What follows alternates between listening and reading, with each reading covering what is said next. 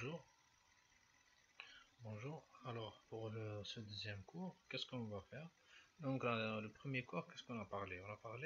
On a parlé de la gestion de projet. C'est quoi un projet? Comment gérer un projet? Et c'est quoi les responsabilités? Par exemple, dans cette gestion de projet, qu'est-ce qu'on doit faire?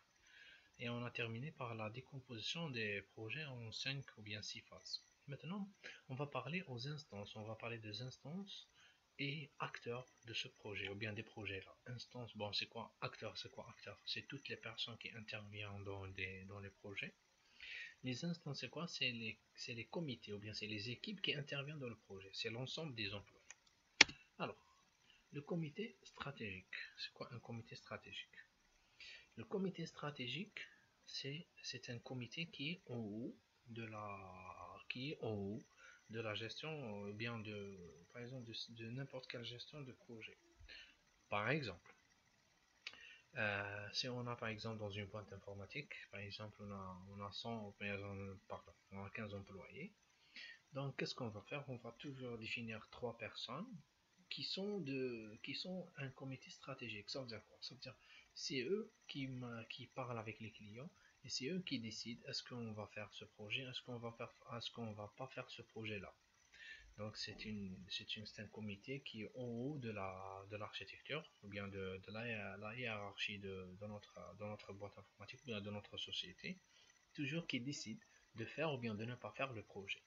Alors, maintenant, le comité stratégique, qu'est-ce qu'il fait? Sélectionne les projets à faire impact sur le développement économique de l'entreprise ou à fort enjeu pour elle. C'est-à-dire, par exemple, j'ai un projet de 50 millions, j'ai un projet de 5 millions, donc automatiquement, je vais choisir le projet de 50 parce que c'est un fort impact, un fort impact au niveau de la société. Décide de go, no go entre les phases. Par exemple, j'ai terminé la phase de conception, je vais vers la phase de développement. Donc je dois passer par exemple au comité stratégique. Voilà qu'est-ce que j'ai fait faire une petite présentation, etc. Donc monsieur Collet, oui, vous pouvez lancer par exemple la phase de développement, ou bien il faut refaire certaines choses, etc. Donc prendre les décisions relevant d'une des politiques sectorielles de l'entreprise. C'est-à-dire, par exemple, j'ai une boîte que tout mon travail est chiffré ou bien tout mon travail est facturé. J'ai un client qui dit non, allez, je vais faire un site web par exemple pour 50 millions, mais là je ne vais pas faire par exemple des factures. Là je vais pas accepter. Pourquoi? Parce que donc, mon principe c'est de travailler toujours en par exemple facturation, etc. Je suis vraiment légal. Donc là, il faut prendre des décisions relevant la politique sectorielle dans l'entreprise. Arbitrer entre les différents budgets. Par exemple, donc j'ai un projet, donc un budget, je l'ai donné par exemple un budget de 10 millions pour le réaliser. Un autre projet, donc j'ai donné par exemple 5 millions, donc là c'est moi qui va arbitrer. Par exemple, ça a un manque maintenant, donc je peux par exemple, ça a un manque par exemple au deuxième projet, tu as 5, donc là, je peux par exemple ramener moi, ou bien du bituya, donc pour donner dans le deuxième projet, ainsi de suite. Alors, rend compte l'avancement des différents projets à la direction générale. Donc, bien sûr, un comité scientifique, un comité stratégique, c'est pas la direction générale. Mais, donc, s'il y a des problèmes, etc., ou bien l'avancement, n'importe quelle alerte, donc là, je dois l'assurer, ou bien je dois l'informer, ou bien je dois informer la direction générale. Entre parenthèses, dans les boîtes informatiques, la direction générale il y a le comité stratégique. Pourquoi? Parce qu'on part d'une petite entreprise. Maximum d'employés, c'est le max, on a 15 employés. Pour 15 employés, si on va faire des directions générales, les comités stratégiques, etc., donc je connais rien. Donc, généralement dans les petites sociétés, donc on parle de comité stratégique, c'est la direction générale. Remonter à la direction générale les problèmes et décisions de son ressort, où je connais n'importe quelle alerte, etc. Le comité de pilotage. Maintenant, imaginons que dans le comité stratégique, on a 4 personnes. On a 4 personnes qui étudient tous les projets qui rentrent dans la société. C'est bon, on a 4 projets, on a décidé de faire 2 projets. Parce que 2, j'ai un impact, ou là, avec n'importe quelle raison, bien un motif. Donc on a choisi 2. Au niveau du comité stratégique, on a 4 personnes. Qu'est-ce qu'on va faire? On va se diviser. deux personnes يكونوا في le comité de pilotage تاع le projet 1, les deux personnes deuxième يكونوا في le comité de pilotage de projet 2. Pour ne pas encombrer le comité, qu'est-ce qu'on va faire? On va diviser le comité stratégique en plusieurs comités de pilotage. Chaque comité de pilotage spécifie un projet ou bien travaille sur un projet. Le comité de pilotage, c'est quoi? Le comité de pilotage, c'est le comité qui va suivre, qui va donner son avis, qui va intervenir aux décisions du chef de projet. Alors, le comité de pilotage, qu'est-ce qu'il fait? Met en œuvre les orientations du comité stratégique, donc il va appliquer le comité stratégique, valide les grandes orientations du projet, donc techniquement, conception, etc. Affecte les ressources nécessaires. Par exemple, je suis dans le comité pilotage, qu'est-ce que je vais faire? Je vais proposer X, Y, Z, qui connaissent la conception, parce que je connais leurs compétences, etc. Par exemple, arbitre les options majeures. Donc, je vais arbitrer si, par exemple, il y a des problèmes, par exemple, donc je vais intervenir à chaque fois. Suit le budget et décide le lancement des lots de travail. Par exemple, on a terminé la conception. Oui, on peut passer par exemple, au développement. On a terminé le développement. On peut passer au test, par exemple, test unitaire, test d'intégration, ainsi de suite. Cadre et valide les travaux. Donc, c'est le cadrage, je mets un cadre. C'est-à-dire, à tout moment, par exemple, j'ai besoin d'une information, je donne le comité. Par exemple, j'ai besoin de l'argent, je donne le comité, etc. Fait monter au comité stratégique les problèmes et les décisions de son ressort. C'est-à-dire, si on a des problèmes, bien sûr, on a le comité stratégique qui est là, les problèmes aux directions générales. Maintenant, le comité stratégique, les problèmes, le comité de pilotage. Le comité de projet, dans la gestion projet actuelle, n'est plus existant, ou bien n'existe plus. Pourquoi? Parce que réellement, elle n'a pas de sens. Le comité de projet, c'est quoi un comité de projet? C'est juste, par exemple, le comité de pilotage, ils vont choisir 2 personnes, là 3 personnes qui vont être appliquées dans le projet comme employés, etc. Donc, ça n'a pas de sens réellement. Déjà, avec même qui chauffe le travail, valide l'avancement des travaux, alors que le comité de pilotage réalise l'arbitrage de son ressort, fait monter au comité de pilotage les sujets ou bien d'un responsable. Donc, il n'y a pas de nouveau. Donc, pour le moment, il n'y a pas de comité de projet. L'équipe étude. L'équipe étude. C'est quoi l'équipe étude? C'est dans le projet, on va choisir des personnes qui vont étudier bien dans le comité stratégique, pardon, on va choisir des personnes qui vont étudier projet par projet. Chaque projet, on a ce qu'on dit ou la main. Donc, étude l'opportunité de lancer un projet, l'opportunité, donc est-ce que je vais gagner par là, est-ce que je vais gagner quelque chose. Analyse les impacts, étudie la faisabilité du projet, élabore le dossier. Analyse les impacts et étude la faisabilité. L'opportunité, donc est-ce que je vais gagner quelque chose. Deuxième, l'étude faisabilité, donc est-ce que je peux le faire. Faisabilité, donc est-ce que c'est faisable. Est-ce que je peux le faire. Est-ce que j'ai le moyen nécessaire, humain, matériel, financier, etc. Élabore le dossier d'étude d'opportunité et rédige le dossier d'étude de faisabilité. Donc, il va faire un dossier, ou bien un dossier d'étude, comme c'est un rapport. Le responsable d'étude, bien sûr, chaque équipe, il faut toujours nommer un responsable. Donc, le responsable d'équipe, c'est le responsable d'étude, pardon, c'est le responsable de l'équipe qui fait l'étude. Cellule planification stratégique. Ça veut dire quoi? Ça veut dire n'importe quel projet, on a n'importe quel projet avant de lancer le projet, on roule la durée estimative, par exemple, de ce projet-là. Par exemple, un projet de développement, par exemple 3 mois, 4 mois, 5 mois, etc.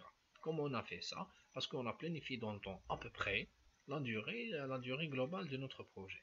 Donc, il faut voir une cellule qui fait cette planification stratégique. Donc, participe à la sélection des études de projet et seront conduits dans l'exercice. Donc, il connaît exactement l'étude ou le rapport d'étude où je serai.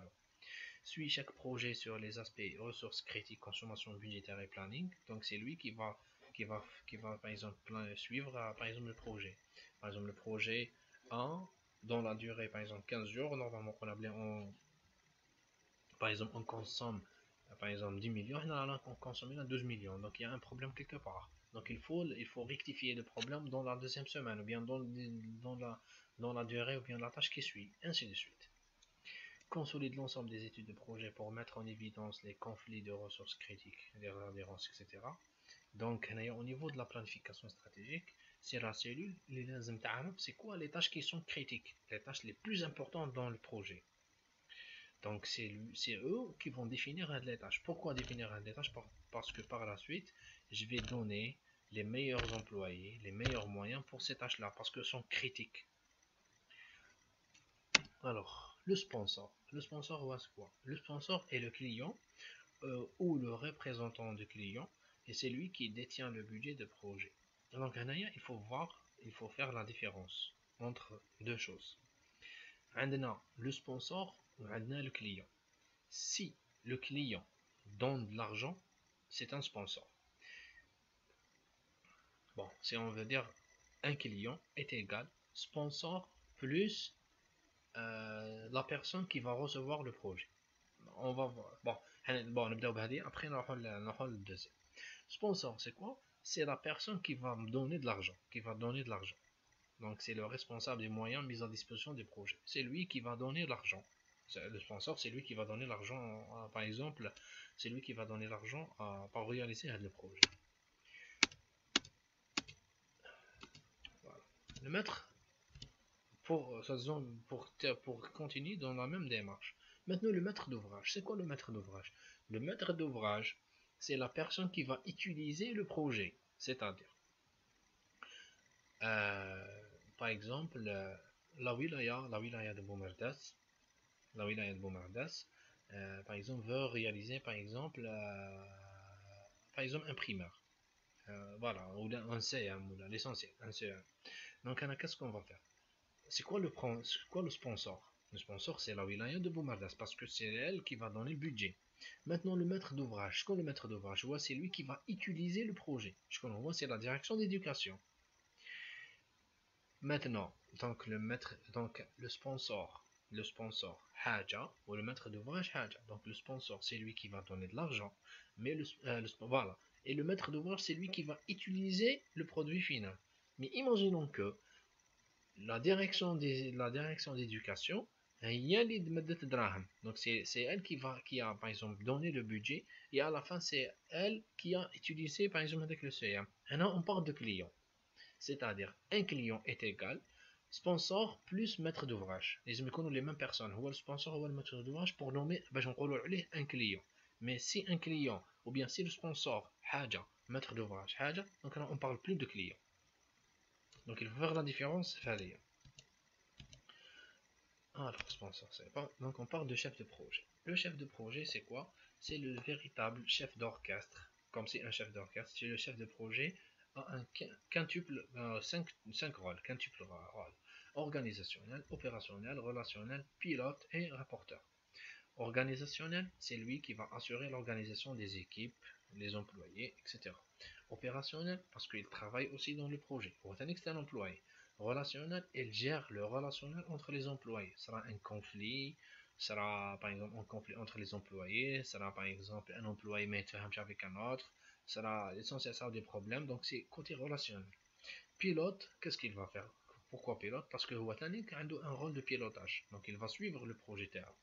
Et rapporteur, ça veut dire quoi rapporteur? Donc ouais, il fait un son rapport, la hiérarchie ou bien son supérieur, les voit le comité de pilotage. Alors c'est quoi le rôle de ce projet-là, de ce chef de projet? Propose la composition de l'équipe de projet, évalue les facteurs de risque et gère tout à tout moment, affecte les travaux réalisés aux différents membres de projet, donc chacun suit l'avancement des travaux, donc il va suivre l'avancement, anime l'ensemble de l'équipe de projet pour s'assurer le bon niveau de motivation des membres de l'équipe, par exemple, qui mangent les États-Unis ou les grandes boîtes, etc. Qu'est-ce qu'ils vont faire? Par exemple, chaque week-end ou bien chaque fin de semaine, etc. Ils vont faire avec les parties pizza. Les parties pizza, il y a les employés. Mais c'est juste pour motiver les employés à faire plus ou bien à travailler plus, ainsi de suite. Valider des documents intermédiaires et finaux, donc par exemple de passer en conception, la validation, le développement de la sécurité, le test unitaire, etc. Alors, arbitre les conflits entre les acteurs de l'équipe, c'est relationnel.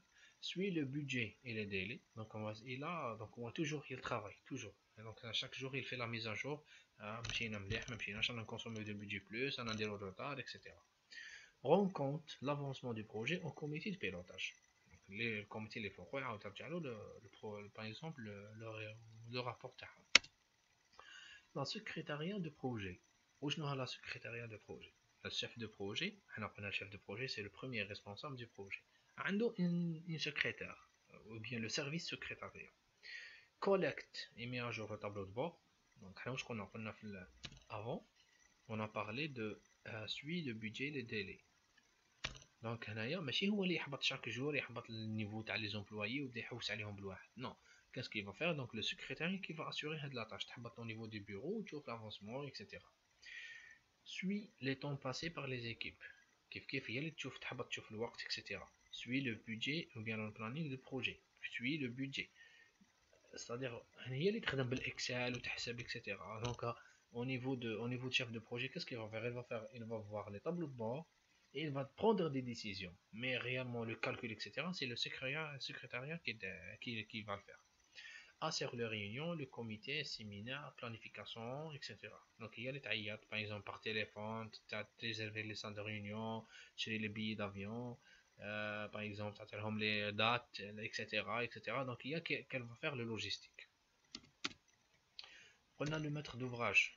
Donc, c'est la personne euh, qui va, qui va recevoir le projet final, c'est lui qui va exploiter le projet. Le maître d'œuvre, c'est quoi? En conduite de projet, sont appelés maîtres d'œuvre tous les corps de métier qui vont intervenir techniquement dans la réalisation. Généralement, on a le maître d'œuvre ou le maître d'ouvrage. Le maître d'œuvre, c'est la main d'œuvre. Donc c'est la personne qui travaille. C'est la personne qui travaille. Donc le maître d'œuvre, c'est quoi? C'est l'équipe ou bien c'est la société qui travaille. Généralement, par exemple, pour lancer un site web, etc., dans une boîte de développement X, un client, par exemple, je veux faire un site web, e-commerce, etc., etc. Donc le maître d'œuvre, c'est la boîte qui va réaliser le projet. Les experts, où sont les experts? On a pris l'exemple le cours précédent, c'est-à-dire, par exemple, dans le développement par exemple, des sites web, je ne suis pas connaisseur de la sécurité. Donc, qu'est-ce que je vais faire? Je vais nommer un expert qui va m'aider à faire de la sécurité. Il intervient de façon ponctuelle, donc il n'est pas permanent dans le projet. Par exemple, le projet fait 3 mois, il dit 4 jours. Il travaille avec moi 4 jours, c'est juste pour assurer une certaine tâche que je ne peux pas l'assurer. Ou bien il a l'expert comme consultant. Donc, il peut donner son avis, par exemple son avis technique. Les auditeurs. Donc, je connais les auditeurs. C'est, bon, chaque projet, par exemple, ou bien chaque produit, par exemple à l'externe ou bien à l'extérieur pour l'exporter. Donc, il faut suivre certaines normes. Les normes qu'on va suivre, je connais au moins, c'est les normes internationales, par exemple ISO, etc. Le ISO, le cachet ISO, il y a une personne qui s'appelle l'auditeur. Donc, elle est expert, par exemple, dans l'audit. Tu par exemple, un cahier des charges, bien une liste de critères. Tu premier critère validé, deuxième critère validé, troisième critère validé. Donc, je vous donne le cachet pour être bien comme si un produit standard dans le monde. Donc, il respecte les normes mondiales, etc. Donc, c'est la personne, on appelle ça, c'est les auditeurs. Maintenant, la qualité. On parle de la qualité. La qualité, c'est une norme. C'est une norme. Donc, il y a pas de définition exacte pour la qualité. La qualité, généralement, c'est le temps plus argent plus objectif. Si on va faire si on va respecter le planning, si on va respecter l'argent, et on va assurer, ou bien on va donner un bon objectif, donc on parle d'une bonne qualité. C'est ça la qualité. Mais pour chacun qui va chercher la qualité, quand il y a des sociétés, non, la qualité pour moi, c'est de faire un projet de moindre coût, comme par exemple les sociétés chinoises. Quand il y a là, par exemple les sociétés allemandes, par exemple dans le véhicule, il y a là, même si le coût est élevé, mais je donne par exemple un produit ou bien une voiture ou bien un véhicule de bonne qualité. Donc j'ai respecté vraiment les objectifs nécessaires. Ainsi de suite. Donc chaque acteur ou bien chaque personne qui va trouver de la qualité. Comment voir de la qualité? Donc la qualité est la quatrième ou bien est le quatrième élément du triangle du projet. Il se trouve au centre de toute modification apportée l'un de l'autre à fait directement. Il n'y a pas de norme universelle pour la qualité pour tout projet donné. La qualité est définie au sein du projet lui-même. Pour certaines entreprises, le maintien de projet dans les limites de budget est la plus importante mesure.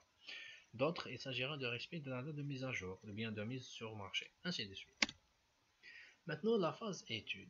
La phase étude c'est la première, c'est la première phase dans le développement du projet. Il y a trois phases, ou bien il y a trois tâches. L'expression du besoin, étude d'opportunité, étude de faisabilité.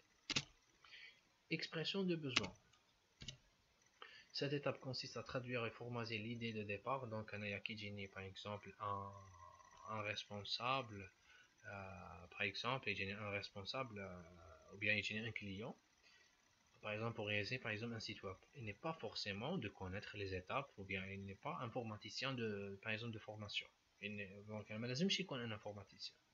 Donc, il va donner des idées un peu partout, des flous un peu partout, etc.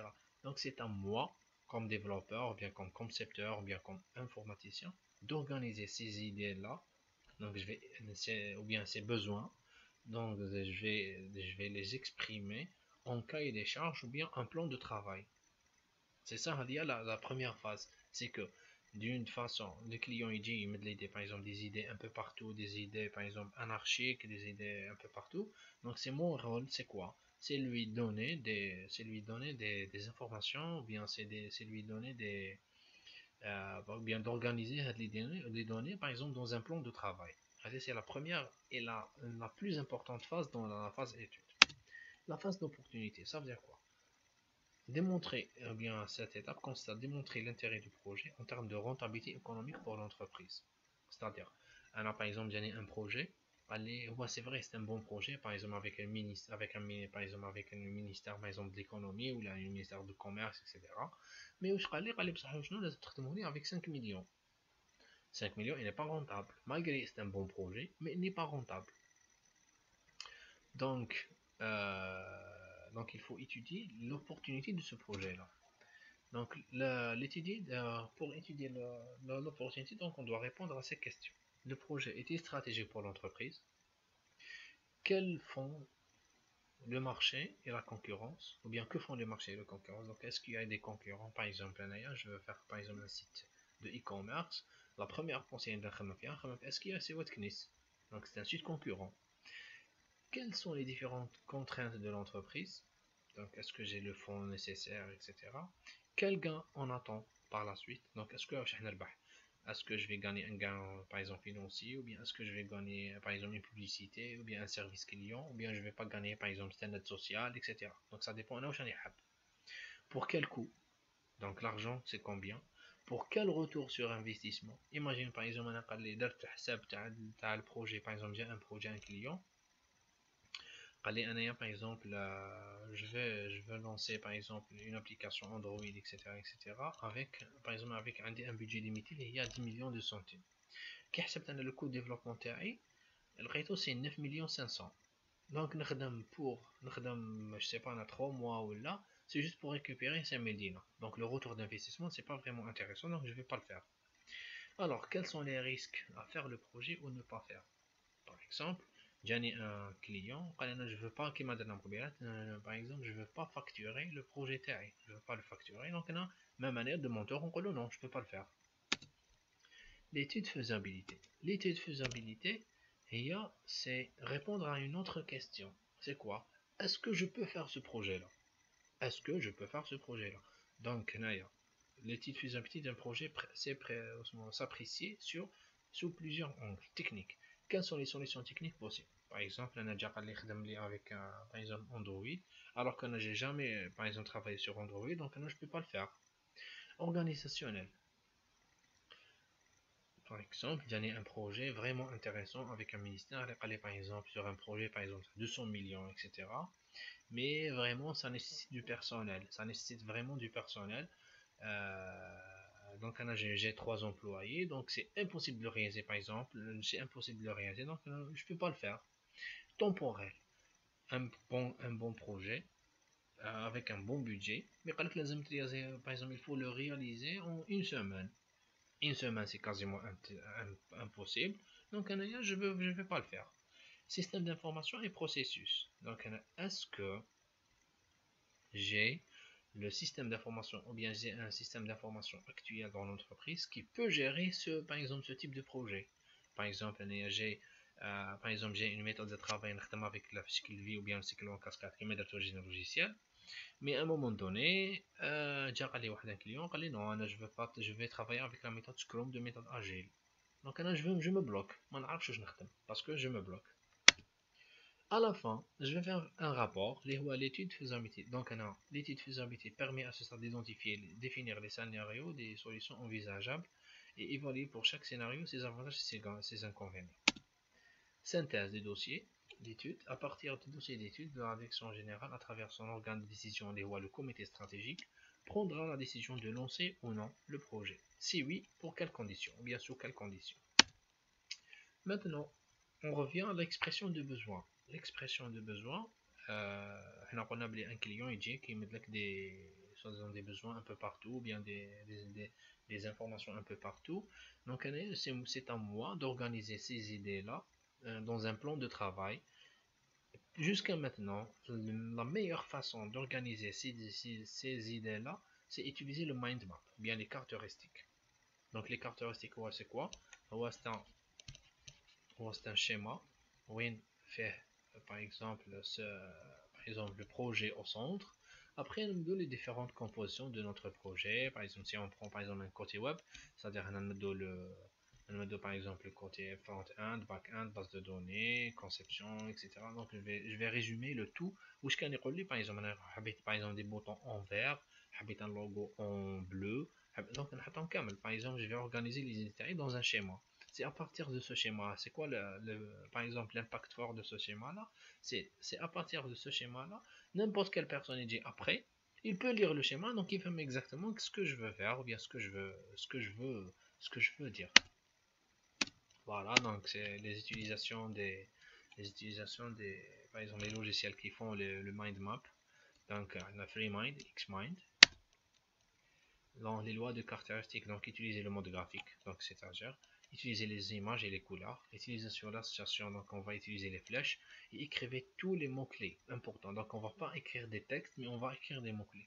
Par contre, déjà, pour la révision des cours, etc., donc le mind map, ou bien les caractéristiques, ou bien les cartes de conception, sont utilisées vraiment dans la révision par les étudiants, par exemple aux États-Unis. Jusqu'à maintenant, ils ont des tableaux, des grands tableaux dans les salles, donc ils résument les modules sous forme des caractéristiques pour bien comprendre, ou bien pour bien apprendre les cours termes. Alors, c'est la démarche, donc on pouvait lire facilement. Donc, on a par exemple défini une caractéristique qui définit, ou bien qui décrit l'architecture informatique générale du PC. Voilà, on a un PC, ordinateur, où je fais faire le côté logiciel, côté matériel. Côté matériel, fait une unité centrale, fait un microprocesseur, mémoire, disque dur, périphérique sortie, écran, haut-parleur, périphérique de saisie, clavier et souris. On a le côté logiciel, c'est application système d'information BIOS. Un utilisateur. Donc c'est à partir de ce schéma, de petit schéma là, donc je peux résumer tout le cours, ou bien par exemple l'ordinateur, ce qu'on a dans l'ordinateur. Voilà.